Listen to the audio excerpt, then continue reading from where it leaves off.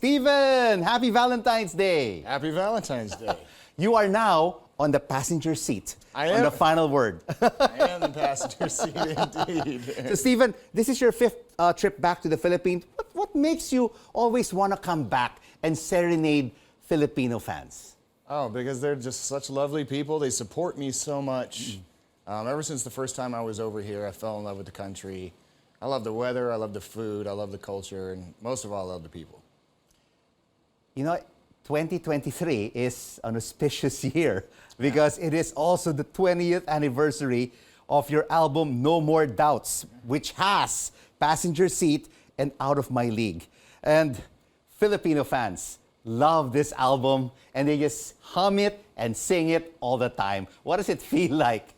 It's amazing. I mean, who doesn't love to be loved? And it's really cool. It's amazing to me that it's 20 years later, it's more popular than it's ever been. I mean, last year I had 55 million of my 250 million streams, so it's more popular than ever. And most people expect their music to fall off, and I just can't believe that it's been sustained for it's 2 been growing, decades. Yeah, sustained and rising. It's wild. Yeah.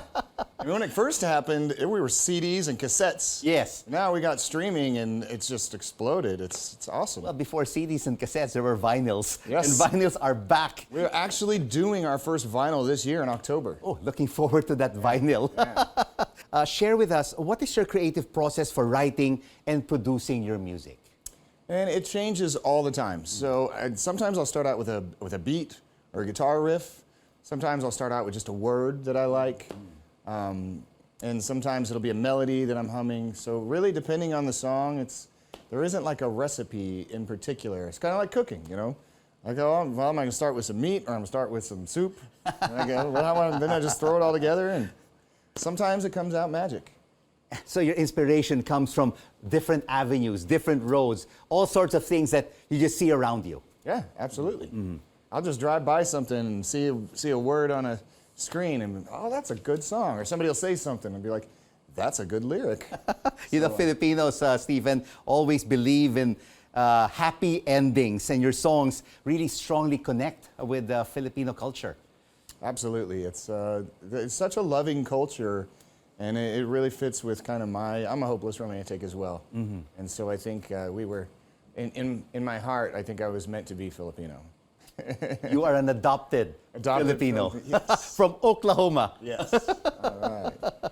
So, Stephen, what is the process right now of you writing new songs for Filipino fans? I wouldn't say I write particularly for everyone. For Filipino anybody, songs, for everyone around the world, for your tens of millions of fans who stream your music. Yeah. Lately, I've been thinking just a lot about how the world's changed, especially since the pandemic. And I think it's more important than ever for people to reconnect, you know, after feeling so isolated. I don't know about you guys, but I felt really isolated during the pandemic. I think a lot of people did. And, you know, Zoom is great and all that stuff, but it's just, to me, so much more important to connect with people in person. That's why I love live concerts. I mean, it's cool to watch it on TV, but there's something different about being in the room and the energy that happens at a live show. And so I'm just really excited to be here. I've been thinking of some new song ideas while I'm here. It inspires me as much as it inspires the crowd. It really does. What inspires you about the Filipino fan, the Filipino viewer, the Filipino concert goer? One of my favorite probably things about the Philippines in general is it's such a conglomerate of mishmash of different cultures, you know, and it was the Spanish culture and Asian culture and Americans. It's all kind of this melting pot where it feels like a little bit of everything all over the world. Like I'm also a chef sometimes, so you cook. I do.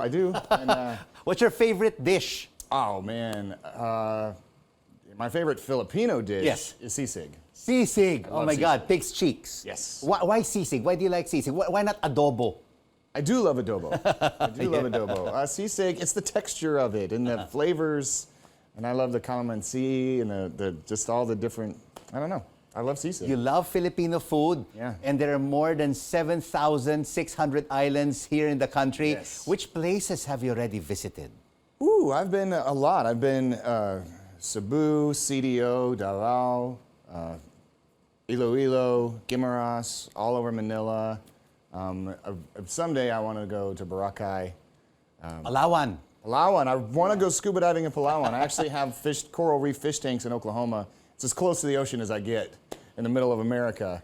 But I really want to go scuba diving. You know, I envy you, Stephen. You've been to more places than I have. I hear that In a lot, my lifetime, actually. I hear that a lot. We're like, man, you've been to You've more explored the places in Philippines more than me. More than most Filipinos. Yeah.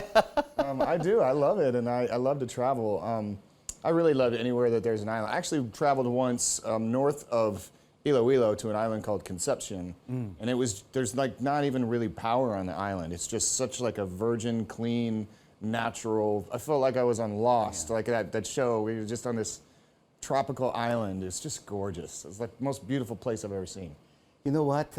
Everyone is so happy that you're back here in the Philippines. The last time was in 2019, and before that in 2018. Even our cameraman here said, when he found out that Stephen Speaks is in the studio, he said, "What? You didn't tell me that Stephen Speaks was here in the studio." And I'm sure a lot of your Filipino fans would love to watch your performances over the next week and a half that you're here in the country. Where will you be, Stephen? I will be all over Manila, at least. We're possibly going to set up a show in Cebu or Iloilo.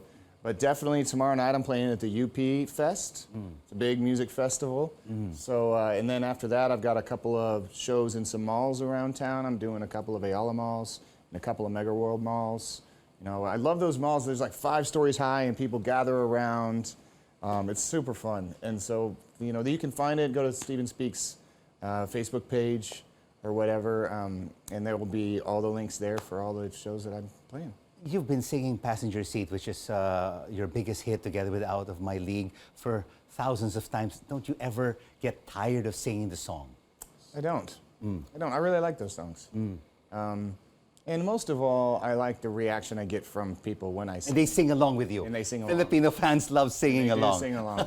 It's amazing. It's the best feeling as a performer when the crowd engages, at least for me.